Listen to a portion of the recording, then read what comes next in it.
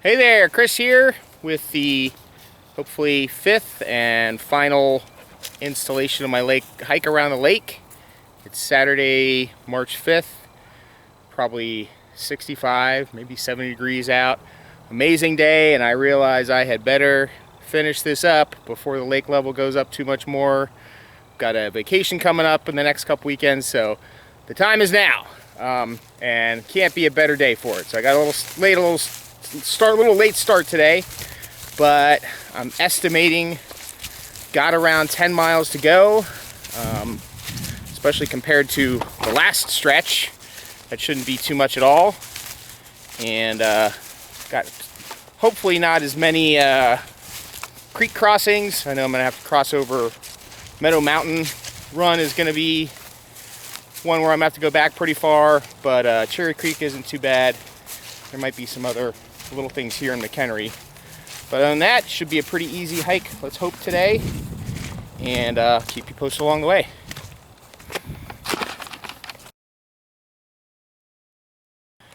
And you can see behind me here, I haven't made it too far, but just a cool shot with the wisp behind me. 65, 70 degree day here, sunny.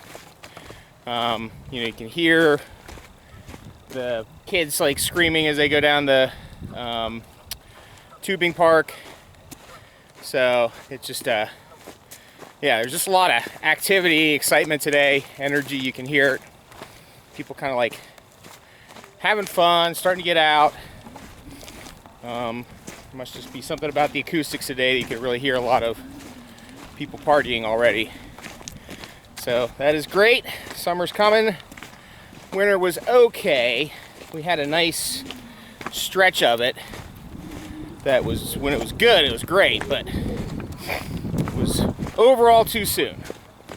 Like I said, I'd love a much deeper, heavier winter, but I think these days you take what you can get. In the meantime, it's just a great day to enjoy this, kind of at that split, that point. Ski harbors over here. I don't know if there's actually a name to this point, McHenry. So we got the McHenry Cove and Buffalo or Marsh. I don't know if it's Buffalo Run, Marshall Run Cove that I just came in and out of.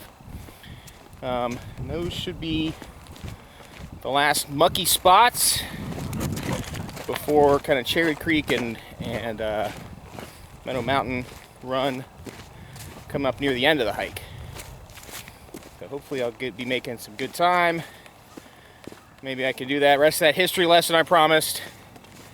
But for right now, we'll see what happens when I get up here and be back in touch in the next section.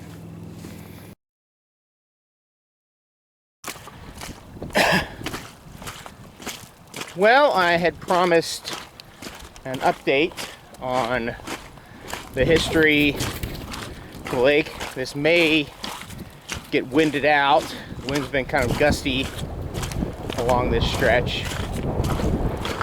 Well, as expected, the wind got really bad for this next half of this clip and the next one. So I'll just kind of do the history lesson here from my desk.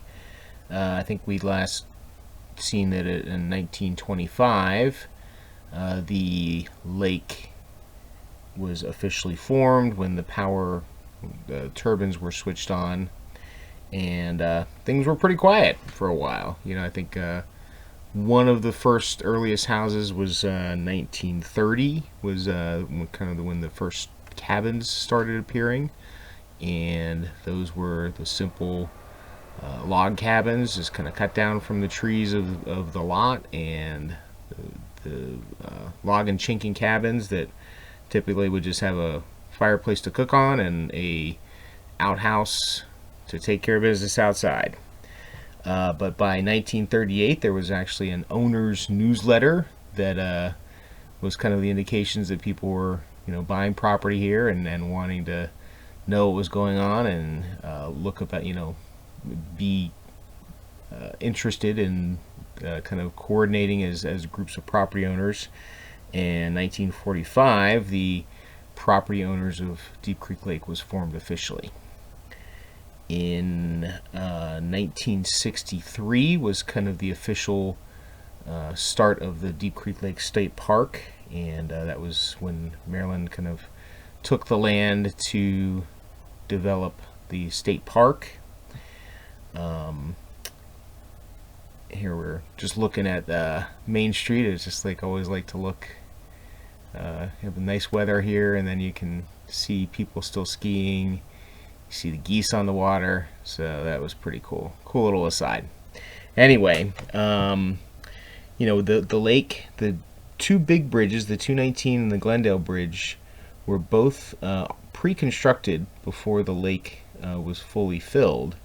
But in 1986, the 219 bridge was replaced from the kind of steel girder design it used to be to the concrete span it is now. 1990s, I think 1991 maybe, the I-68 officially was completed, and that really opened up the lake to a lot of new development, a lot of new visitors from the DC, Baltimore, Northern Virginia area.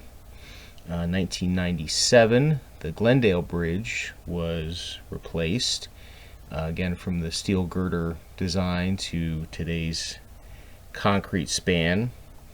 Another big milestone was that the state of Maryland actually bought the lake from the Pennsylvania Electric Company in the year 2000, and has kind of turned it into the management system that we all know and somewhat love today.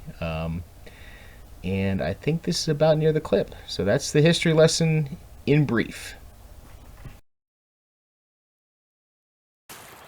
I'm coming up, or I'm on where the Point View Inn used to be, and one of the many places come and gone from the lake. So that is the nature of everywhere. But it was a great place back in the day, and yeah, really nice spot along here. And I wanted to give a special call out. I don't know how well you'll be able to see it. Actually, let me turn around here.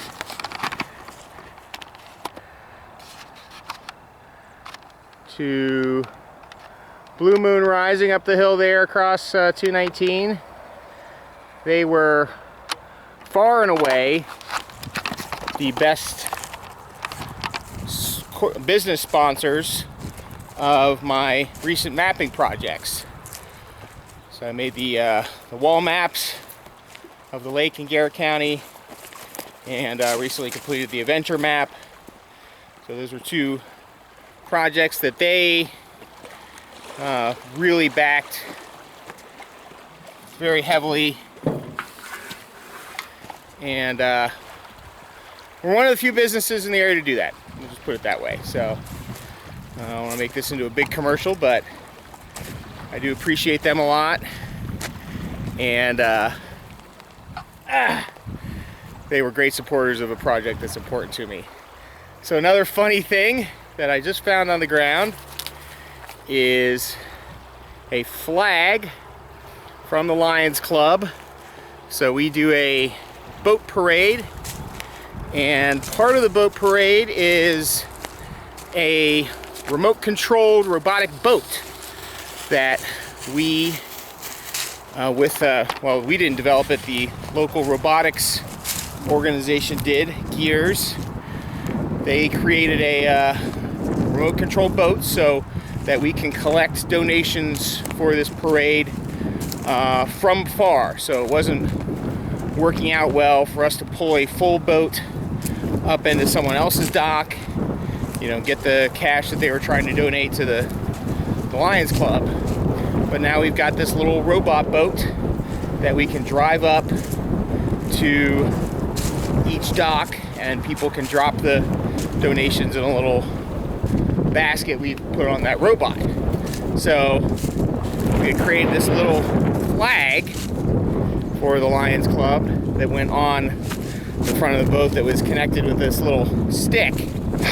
And you know, people are trying to grab onto something when the robot pulls up to their dock. And at one point someone grabbed onto that stick, broke it off. It fell in the water, but apparently washed back up, which I just found. So guess nothing ever totally goes away. So I'm gonna see if I can clean that up, put it back on our robo boat. We christened it the LCS, Lions Club Ship Money Grubber.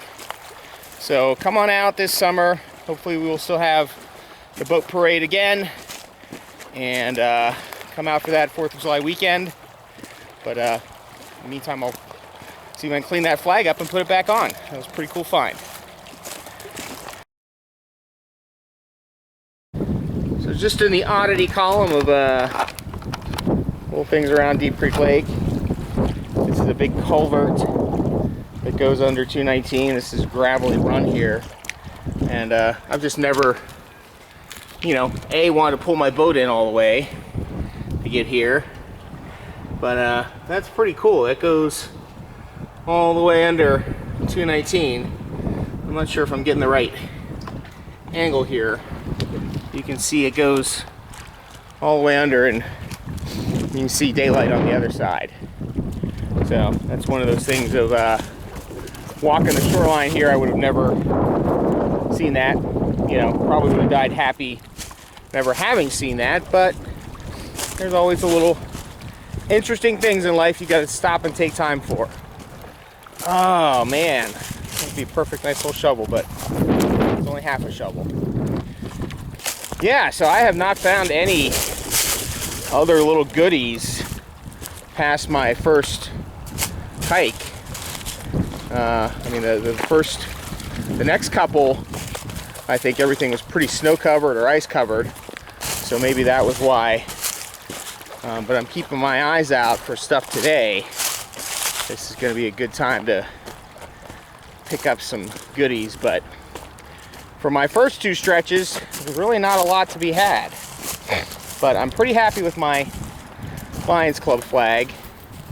And if I cut short my thank you for the Blue Moon Rising folks, sorry about that. I was pretty excited about that little find, and that kind of distracted me. But yeah, just in case I didn't fully finish that thought, really appreciate them backing my projects, and then they've gotten a lot of my maps, so you should go check them out. Even if you're not going to stay there, they've got a whole cool sustainable design around what they built up there, and you know, it's really important ideas to be put into practice nowadays. So just a great place to go check out, even if you're not in the market for a really cool little hip little place to stay overnight. Coming up on the 219 bridge here, and some notes about the walking. This is awesome. This is kind of walking along gravel road. It's been almost as good as this for most of the walk. Bigger rocks, and it's kind of been muddy, so you're sinking in. So it just would be nicer if it was a little more firm, but compared to some of the other spots, I'll live with this. But it is, yeah, it's a nice stretch here. I think for the most part, I should see a lot of this in the rest of the hike, but we will see. There's always some extra surprises.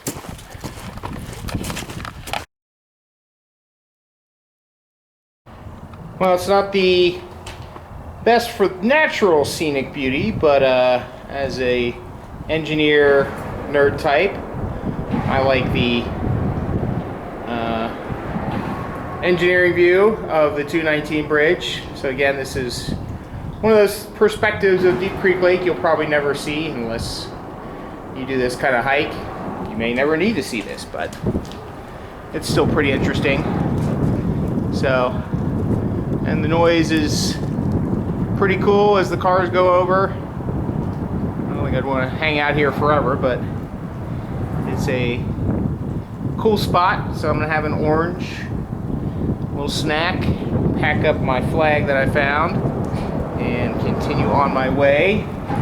According to my activity tracker, let's see how we're doing here. Gone about 3.5 miles. So,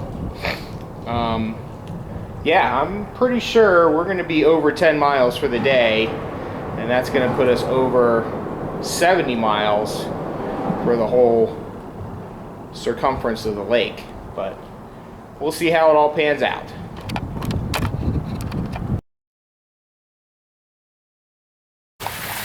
A cool little phenomenon here that Spencer is destroying, but that's okay, is a bunch of little ice crystals that have washed up.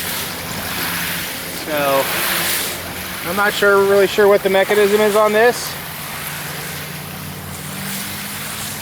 And hopefully you can hear that cool sound. It's kind of like a, I don't know, crushing sound, but neat little phenomenon. There is still some stretches that have ice, at least in my cove. Hopefully they'll still be there by the end of the day. Spencer, come on.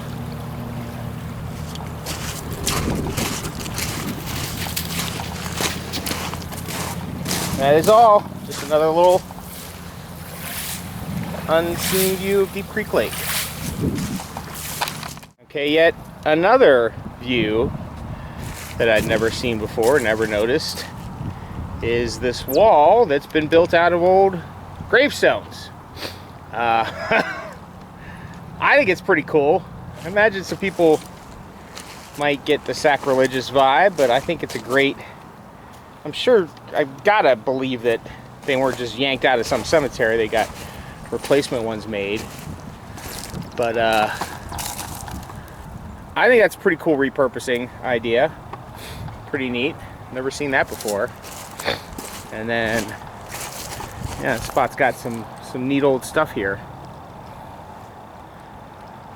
That is all.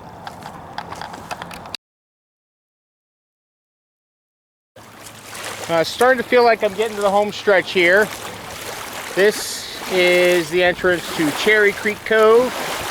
That's the my penultimate cove that I'm gonna have to go through. And then over there and a little bit to the left is the end point. I have to go down that shoreline, down another cove, and then come back. But starting to get close to home territory here. And directly in front of me, you can see the Glendale Bridge. So it's just a nice spot right here. Definitely hitting on the home stretch.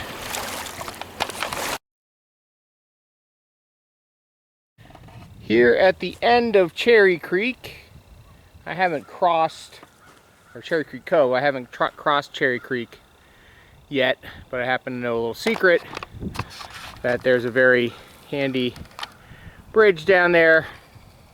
So I know I don't have to go very far up to be able to cross over that, but it's been a little bit of a tough going. You can see a lot of those docks that are almost vertical, so there's been not a lot of room to walk along the shore. You know, I'll admit it, some of the spots I did walk on the road when it was just impossible. It's either climbing onto a sheer rock face or go on the road, so not that extreme yet. Maybe part 2, the extreme lake hiking. But it's nice back here when you get back to the last house back here on this cove. The rest of this is state park land for a while, so it's gonna be a nice kind of stretch of nothing for a bit.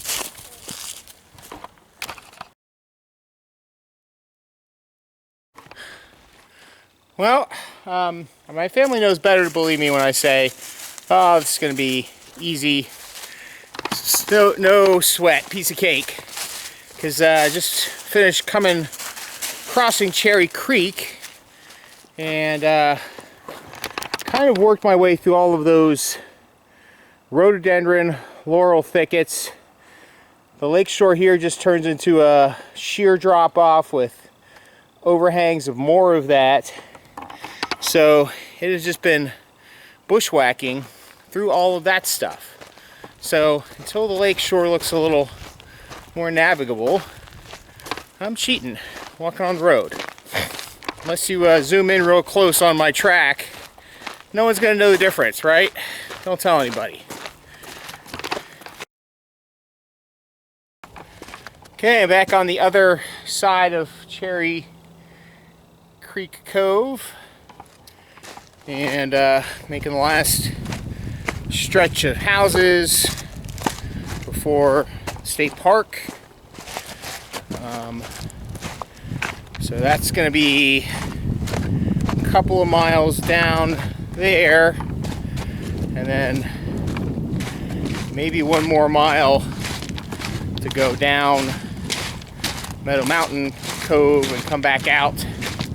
So probably 3 more miles to go, let's hope.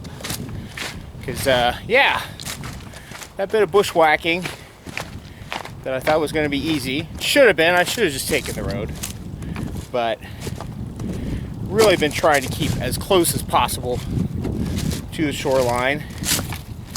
But it was pretty remarkable how thick that brush got and how far away I felt from the road. You know, at some points I was probably just 50 yards from the road, but there was no way I could tell that just looking through that brush. So yeah, sometimes sticking to the plan isn't always worth it. But you know, nothing in the way, hopefully, at this point to finish up. So got a nice view from this spot. You can see the 219 bridge there, and the Glendale Bridge over that way. So we are, like I keep saying, on the home stretch. If I stayed enough, then eventually I'll be there, right? I'm here at the State Park boat ramp, and yeah,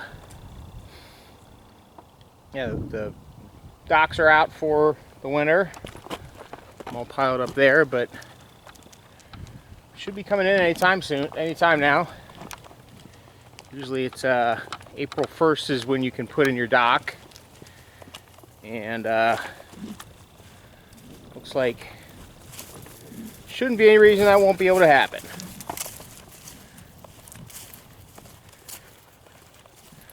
But this is pretty well developed now along the lake shore, so this should be a fairly leisurely stroll up to the next cove, the final cove, Meadow Mountain Cove, and not too much further from there.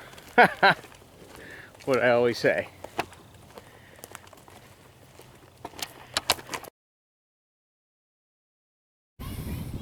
I don't know how well it's going to show up, but I got a pretty decent sunset going on behind me. There's certainly been some more amazing ones, but recently, but I'll take it.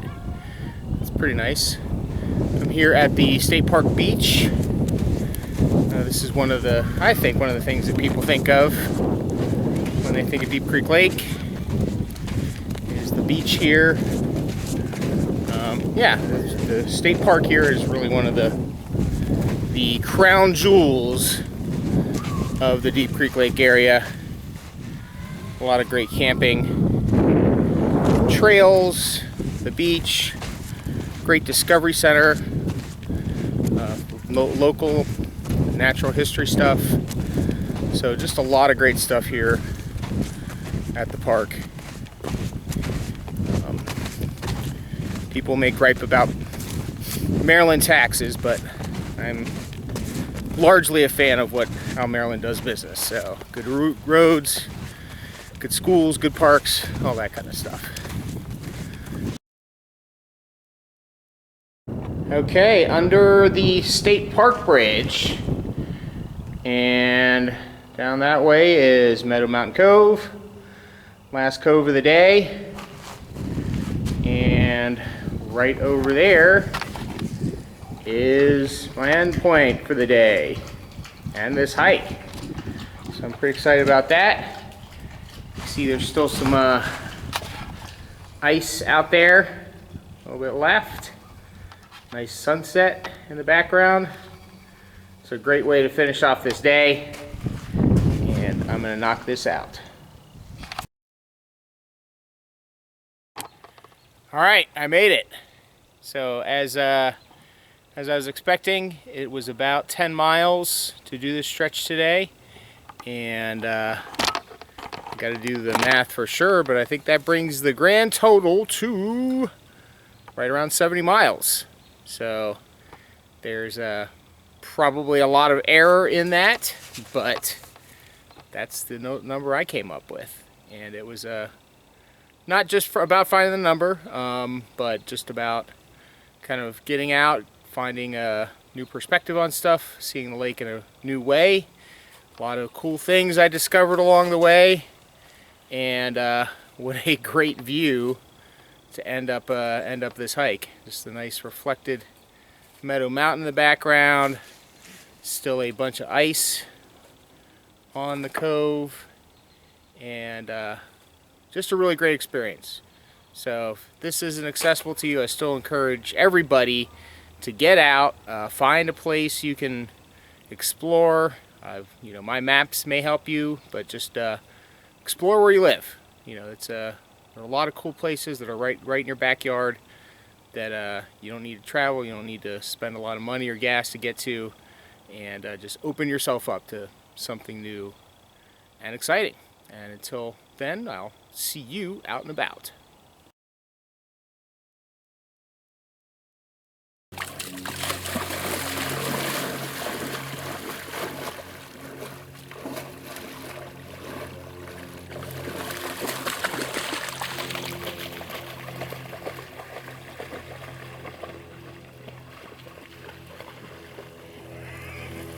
It's cold. Yep, just as cold as it looked, but it was fun. And the Special Olympics did not get to do the dunk this year, and I would encourage you to, if you're not going to jump in freezing cold water, at least make a donation. So I'll put that up on the screen so you can donate to the Special Olympics. They missed a lot of their fundraisers this year.